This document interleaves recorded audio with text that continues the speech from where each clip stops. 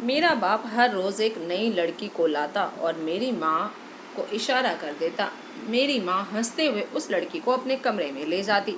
मुझे कुछ भी समझ नहीं आता कि मेरी माँ उस लड़के के साथ करती क्या थी। बस अंदर से रोने की आवाज़ बाहर आती और वो लड़की कहती, तेरी बेटी के साथ भी यही होगा जो तुम मेरे साथ कर रही हो।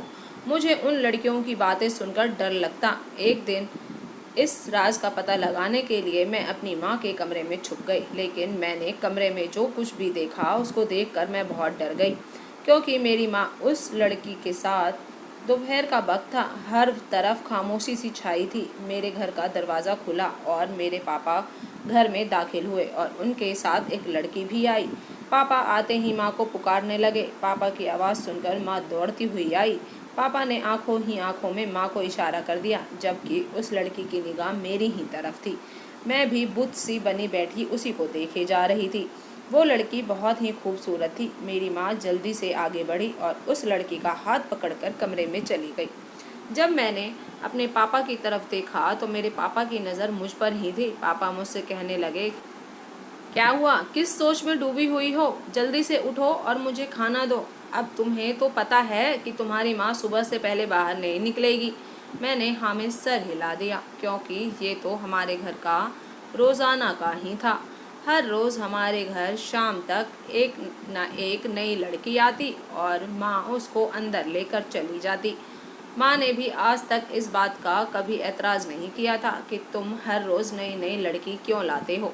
शायद इन दोनों पति पत्नी के बीच हर बात पहले से ही तय थी, जबकि उन दोनों ने मुझे ही अनजान रखा हुआ था।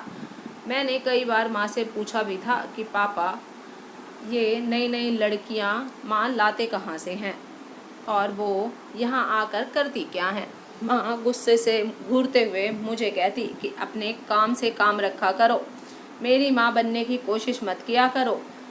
माँ का गुस्सा देखकर मेरे सवाल अंदर ही अंदर दब जाते थे। अपने घर के इन हालातों को देखकर मेरे अंदर बहुत से सवाल उमड़ते थे, लेकिन मैं खामोश हो जाती थी, क्योंकि मेरे सवालों का जवाब किसी के पास नहीं था। मैंने उठकर पापा को खाना दिया और खुद किचन में बैठकर खाना खाने लगी। खाना खाने के बाद बर्तन धोकर मैं अपने कमरे में सोने चली गई। हमारे घर के लोग बहुत ही जल्दी सो जाया करते थे और जल्दी ही उठ जाते थे। मैंने देखा पापा बरामदे में ही सो गए थे। मेरी आंखों से नींद कोसों दूर थी, क्योंकि मेरी आंखों के सामने बार बार उस लड़की का ही चेहरा घूम रहा था। ऐसा लग रहा था कि जैसे वो मुझसे कुछ कहना चाहती हो। मैं बहुत देर तक यूं ही करवटें बदलती रही, फिर मजबूर होकर उठकर बैठ गई। मैंने खिड़की की तरफ देखा तो पापा बेखबर सो रहे थे। मैं दबे पैर कमरे से बाहर निकली और माँ के कमरे की तरफ बढ़ने लगी। आज से पहले तो मुझ में कभी भी इतनी हिम्मत नहीं आई थी कि मैं कभी माँ के कमरे के बाहर जाऊं, पर आज ना जाने क्यों मेरा खुद पर कोई कंट्रोल नहीं था।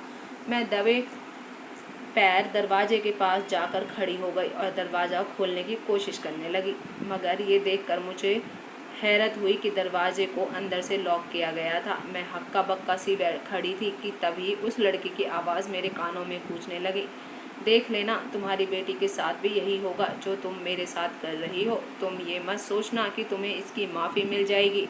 तुम पर भी यही वक्त आएगा जब तुम्हारी आंखों के सामने तुम्हारी बेटी के साथ ये सब होगा, मगर तुम चाह कर भी रोक नहीं पाओगी।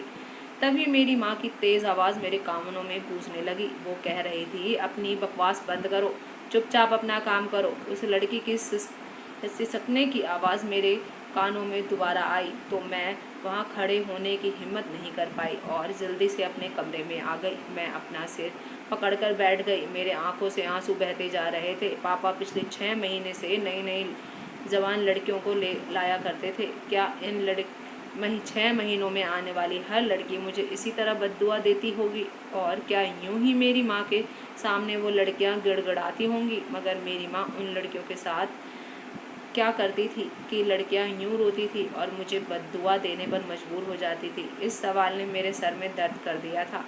नींद मेरी आंखों से कोसों दूर थी। मुझे यूं ही बैठे बैठे सुबह हो गई और मेरी माँ अपने कमरे से बाहर आई और पीछे से वो लड़की भी बाहर आई जिसे पापा कल रात घर लेकर आए थे। उसकी हालत बहुत ख़राब लग रही थी। उसके पैर बहुत बुरी तरह कपकपा रहे थे। वो बार बार अपनी टांगों पर हाथ रख कर लड़खड़ाते हुए चल रही थी। माँ ने पापा को झंझोर कर उठाते हुए कहा, लो जी, ले जाओ इसे। लड़की को छोड़ आओ जहाँ से इसको लाए थे। मेरा काम हो गया है। मेरे पापा अपनी आंखें मलते हुए उठे और फिर उस लड़की को अपने पीछे आने का इशारा किया। वो लड़की चुपचाप उनके पीछे चली गई। उन दोनों के जाने के बाद माँ मेरे कमरे की तरफ बढ़ने लगी। मैं जल्दी से अपने बिस्तर पर जाकर लेट गई और सोने का नाटक करने लगी। माँ मुझे आवाज़ देते हुए कहने लगी, पीहू, मुझे लगता है कि तू घोड़े गधे बेचकर सो रही है। जल्दी उठो, सुबह हो गई है। मैं अपनी आंखें मलते हुए उठकर बैठ गई। माँ के चेहरे पर मुझे जरा सी भी थकावट महसूस नहीं हो रही थी। माँ मुझे जगाकर कमरे से बाहर जाने लगी तो मैंने उनका हाथ पकड़ते हुए उन्हें अपने पास बैठा लिया और मैं कहने लगी, माँ मेरे पास बैठ जाइए। माँ ने मुझे बहुत गौर से देखा और कहने लगी, आज तुम्हारी तबीयत तो ठीक है ना? मैंने हाँ में सर हिला दिया और फिर मैंने कहा, आप कब जागी? मेरे सवाल सुनकर माँ थोड़ा घबरा सी गई और मुझे ऐसा लगा जैसे वो मेरे सवाल से परेशान हो गई हों। फिर माँ बोली, अभी थोड़ी देर पहले ही जगी हूँ। मैं बहुत परेशान थी, इसलिए फूट फूट कर रोने लगी और मैंने माँ से कहा, माँ मुझे बहुत डरावने सपने आते हैं। कल दोपहर को पापा जिस लड़की को घर लाए थे वो मेरे सपने में आई थी और मुझे डरा रही थी। माँ बोल, वो लड़की कहाँ पर है? पापा उस लड़की को क्यों लेकर आए थे? माँ मेरे सवालों का जवाब नहीं देना चाहती थी। वो इधर उधर देखे जा रही थी कि वो किसी तरह इस सवाल से बच जाए। इससे पहले जब मैं माँ से सवाल करती तो वो मुझे डांट देती थी, लेकिन आज मैं बहुत रो रही थी और मैंने झूठ भी बोल दिया था कि वो लड़की मेरे सपने में आई थी। बहुत सोच विचार के बाद माँ ने कहा कि वो लड़की तुम्हारे पापा के किसी रिश्तेदार के घर आई है। उसके पति ने उसको घर से निकाल दिया था, इसीलिए तुम्हारे पापा उसको अपने घर ले आए थे। जब तुम सो गई थी तो उस लड़की के सास ससुर और उसका पति हमारे घर आए थे और उस लड़की को मनाकर वो अपने घर ले गए। माँ ने आखिरकार बहुत अच्छे से झूठ बोल दिया। मैंने कहा, पर पापा तो रोज़ कोई ना कोई नई लड़की लाते रहते हैं, तो क्या हर लड़की की यही परेशानी होती है? माँ ने मेरे आंसू पोंछते हुए कहा, इस दुनिया में हर इंसान की कोई ना कोई मजबूरी होती है। यहाँ जो भी लड़की आती है अपनी किसी न किसी परेशानी की वजह से आती है। अपने छोटे से दिमाग पर ज़्यादा जोर मत डालो। उठो, अपना मुंह हाथ धो लो और चाय पी लो। माँ ये बोलते हुए मेरे कमरे से बाहर निकल गई। माँ के इतना समझाने पर भी मेरे दिमाग में बहुत सवाल उठ रहे थे, क्योंकि मुझे पता था कि मेरी माँ ने मुझे सच नहीं बोला था, वो मुझसे झूठ बोल रही थी। खैर, आज मेरा दिन किसी तरह गुजरा और शाम हो गई। मैं फिर से बरामदे की चारपाई पर आकर बैठ गई। माँ मुझे उठाते हुए बोलने लगी, पीहू जल्दी उठो, आंधी आने वाली है। घर के सभी दरवाजे जल्दी से बंद कर दो। मैं समझ गई थी कि मेरी माँ मुझे यहाँ से हटाना चाहती है कि मैं कुछ जान ना सकूं कि पापा किस लड़की को घर लेकर आएंगे। मैंने कहा, हाँ अभी जाती हूँ। मैंने माँ को अपनी बातों में उलझाए रखा। तभी घर का दरवाज़ा खुला और पापा घर के अंदर आए और जवान सी एक लड़की उनके पीछे थी। आज भी आने वाली लड़की बहुत घबराई हुई थी। मैं जल्दी से उठकर बैठ गई और मैंने पूछा, तुम कौन हो? मैंने उस लड़की से सवाल किया, मगर वो लड़की कुछ जवाब देती इससे पहले ही माँ जल्दी से उसका हाथ पकड़कर अपने कमरे में ले गई। फिर जोर से दरवाज़ा बंद करने की आवाज़ आई। माँ के जाने के बाद पापा ने मुझे घूर कर देखा और कहने लगे, ये क्या कर रही हो तुम? मैं बहुत घबरा गई। मैं अपने पापा के गुस्से से बहुत डरती थी। मैंने कहा, कुछ नहीं पापा बस वो लड़की अच्छी लगी, इसलिए मैंने बात कर ली। पापा ने कहा, खबरदार, आज के बाद तुमने किसी भी लड़की से बात करने की कोशिश की तो चलो उठो, मुझे खाना दो। मैंने पापा को खाना दिया और अपने कमरे में आ गई। मैं चाहती थी कि आज भी पापा जल्दी से जल्दी सो जाएं। मैं जानना चाहती थी कि आज आने वाली लड़की मुझे बद्दुआ देती है या नहीं। यूं ही वक्त गुजर रहा था और थोड़ी देर के बाद पूरे घर में पापा के खर्राटे की आवाज़ गूंजने लगी। मैं जल्दी से उठी और बाहर निकल गई। मेरे कदम माँ के कमरे की तरफ बढ़ रहे थे। मैं माँ के कमरे के पास जाकर खड़ी हो गई। माँ के कमरे से लड़की के रोने की आवाज़ आ रही थी। वो रो रही थी, आहें भर रही थी और मेरी माँ गुस्सा कर रही थी। बोल रही थी, अब बस ज़्यादा नाटक मत करो, नहीं तो मैं तुम्हारा वो हाल करूँगी कि तुम सारी ज़िंदगी याद रखोगी। जल्दी से अपना काम करो, नहीं तो मुझसे बुरा कोई नहीं होगा। उस लड़की ने कहा, मुझे तो तुम पर हैरत होती है कि तुम कैसी औरत हो। तुम्हारी खुद की भी जवान बेटी है। अगर कल को कोई औरत तुम्हारी बेटी के साथ भी यही करेगा तो तुम्हें कैसा लगेगा? तब तुम क्या करोगी? एक बात याद रखना, आज तुम मेरे साथ ये कर रही हो, कल को ये सब तुम्हारी बेटी के सामने ज़रूर आएगा। उसकी बात सुनकर मैं थर थर काँपने लगी और मेरा खुद पर कोई काबू ना था। मैं चाहती थी कि दरवाज़ा खटखटाकर उस लड़की की मदद करूं, लेकिन तभी पापा के खर्राटे की आवाज़ आनी बंद हो गई और मैं डर के मारे भागकर अपने कमरे में जल्दी से आ गई।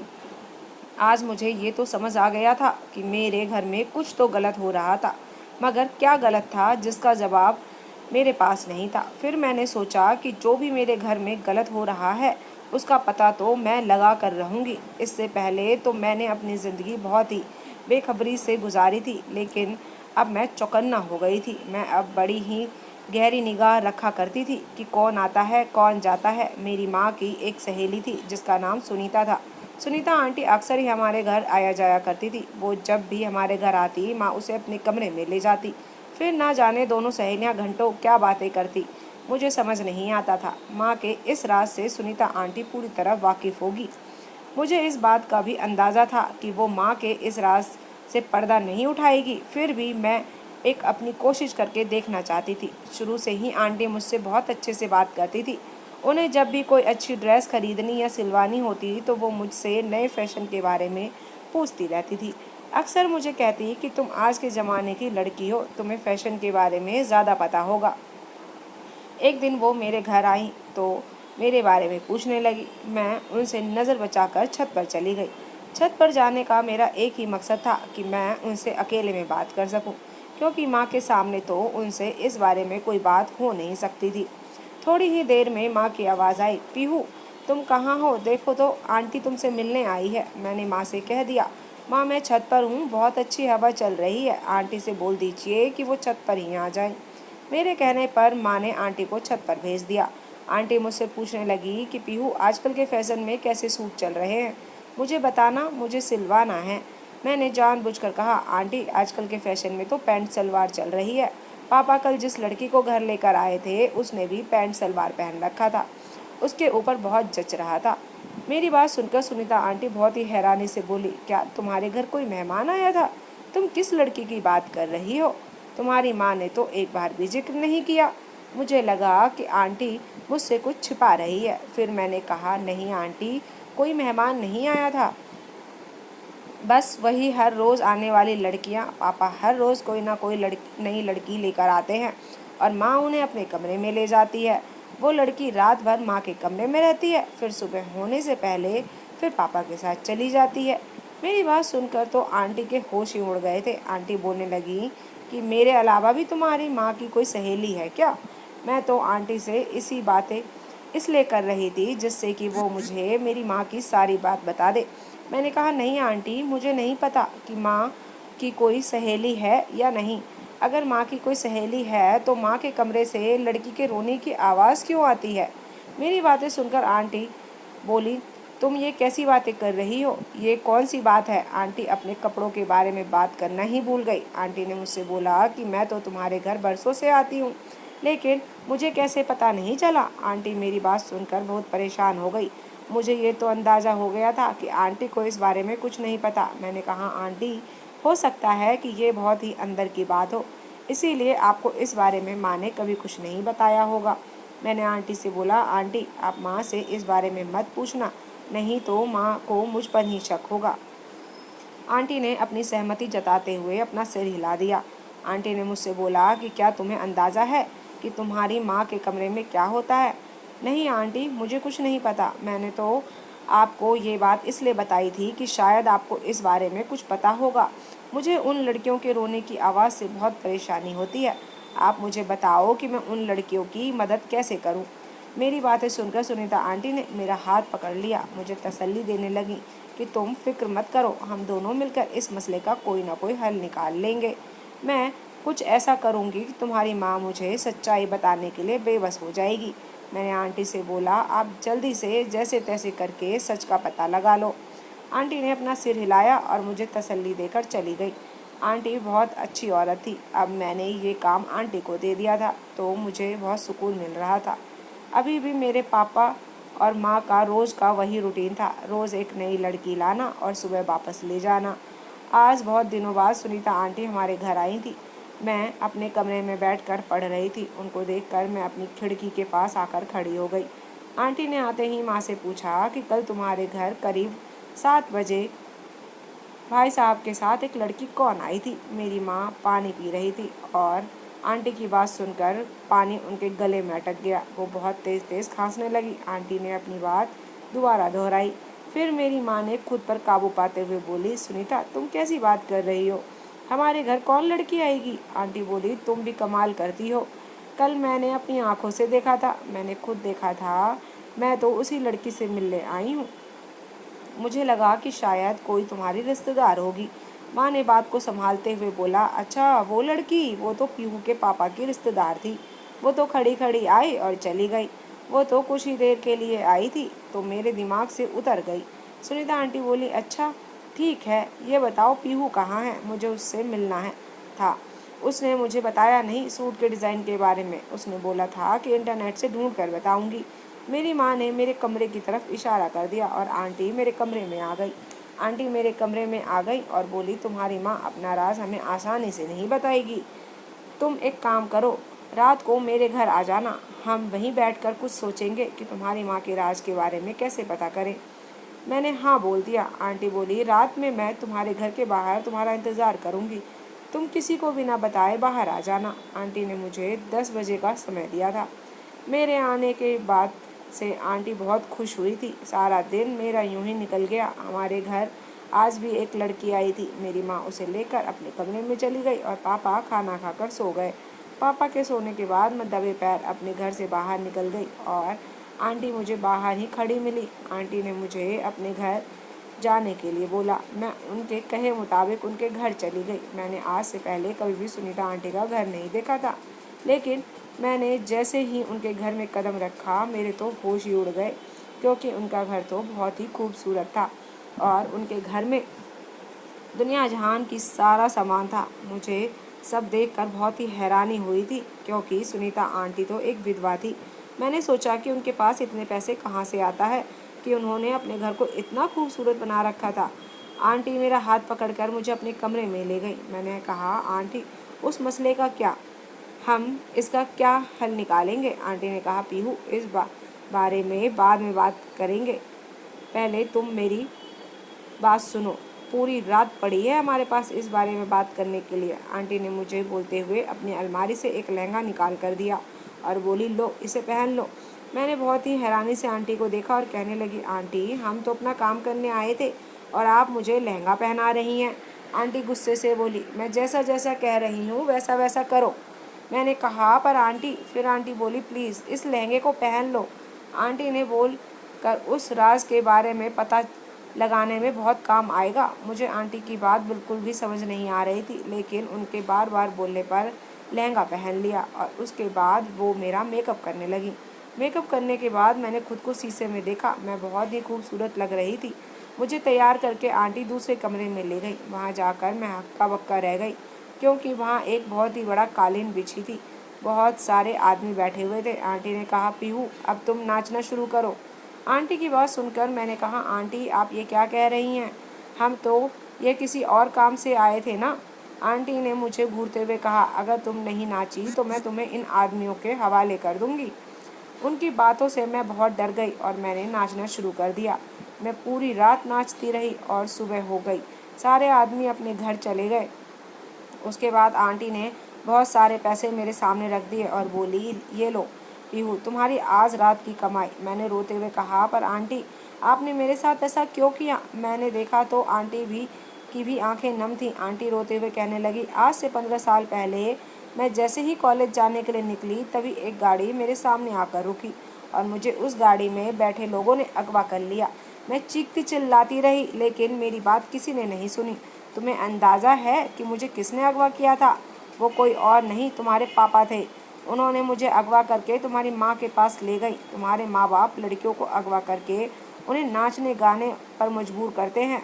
ये गंदा काम तुम्हारे माँ बाप मिलकर करते हैं। तुम्हें बताया गया है कि मैं विधवा हूँ, जबकि मेरी तो आज तक शादी ही नहीं हुई है। मैं तुम्हारी माँ के लिए नाचती रही और जब मेरी उम्र ढल गई तो तुम्हारे माँ बाप ने मुझसे कहा कि अब तुम अपनी ज़िंदगी अपने हिसाब से जी सकती हो। मैं अपना गुजारा बसर बहुत मुश्किल से करने लगी। फिर धीरे धीरे करके मैंने भी वही काम शुरू कर दिया। जब मेरे पास पैसे आ गए तो मैंने एक अच्छा सा घर खरीद लिया। लेकिन मैं किसी लड़की को अगवा नहीं करती और ना ही इस काम के लिए मजबूर करती हूँ, बल्कि लड़कियाँ खुद मेरे पास आती हैं। जबकि तुम्हारे माँ बाप आज भी लड़कियों को अगवा करके उनसे ये काम करवाते हैं। लेकिन मुझे इस बात का बिल्कुल भी अंदाज़ा नहीं था कि आज भी तुम्हारे माँ ये काम करती है। मुझे लगा था तुम्हारे बड़े होने पर ये काम बंद कर दिया होगा, लेकिन जब तुमने मुझे उस दिन वो बात बताई तो मैं समझ गई थी कि आज भी तुम्हारे माँ बाप बाज नहीं आए हैं। आंटी की बात सुनकर मैं सदमे में आ गई। सोचते सोचते मेरा पूरा दिन निकल गया। मेरे पूरे मोहल्ले में मेरी गुमशुदगी की खबर फैल गई, लेकिन किसी को कानों कान खबर नहीं थी कि मैं सुनीता आंटी के घर पर थी। मेरी माँ मुझे सारे दिन ढूंढते ढूंढते थक गई। फिर वो सुनीता आंटी के पास आई और बोली, क्या तुमने पीहू को देखा है? वो मिल नहीं रही। क्या तुम्हें पता है कि वो कहाँ गई है? किसी लड़के का कोई चक्कर तो नहीं है? वो सबसे ज़्यादा तुमसे ही बात करती थी। सुनीता आंटी मुस्कुराते हुए बोली, क्या तुम्हें याद है तुमने और तुम्हारे पति ने मेरे साथ क्या किया था? और ना जाने कितनी लड़कियों की ज़िंदगी तुमने बर्बाद की है। मुझे लगता है उसी की सज़ा मिली है तुम्हें। उन दोनों में यही बातें हो रही थी कि मैं कमरे से बाहर आ गई। मुझे देखकर मेरी माँ मेरे पास आई और बोली, तुम कहाँ चली गई थी मेरी बच्ची, और तुमने ये क्या पहन रखा है? मैंने कहा, आज आपकी बेटी एक दिन के लिए गायब हुई तो आपको इतनी घबराहट हो रही है। आप और पापा जिन लड़कियों को अगवा करते हैं और उनसे गलत काम करवाते हैं, वो भी तो किसी की बेटी होगी ना। उसके घर वाले पर क्या बीतती होगी। मेरी माँ बोली, मुझे माफ़ कर दो बेटा। मैंने कहा, एक शर्त पर माफ़ करूँगी, जब आप और पापा इस काम को बंद कर देंगे तब मैं आपको माफ़ कर दूँगी। मेरी माँ मेरे कदमों में गिरकर रोने लगी और मेरे गायब होने से उनको अपनी गलती का एहसास हो गया था। मेरे माँ बाप ने ये काम करना छोड़ दिया। मैं हंसी खुशी से उनके साथ रह रही हूँ। तो दोस्तों, आज की कहानी आपको कैसी लगी ज़रूर बताइएगा। अगर चैनल पे न्यू है तो सब्सक्राइब ज़रूर कर लीजिएगा। पुराने हैं तो कहानी पूरी सुनने के लिए धन्यवाद। फिर मिलती हूँ आपको मैं एक नई कहानी के साथ। जब तक के लिए बाय बाय।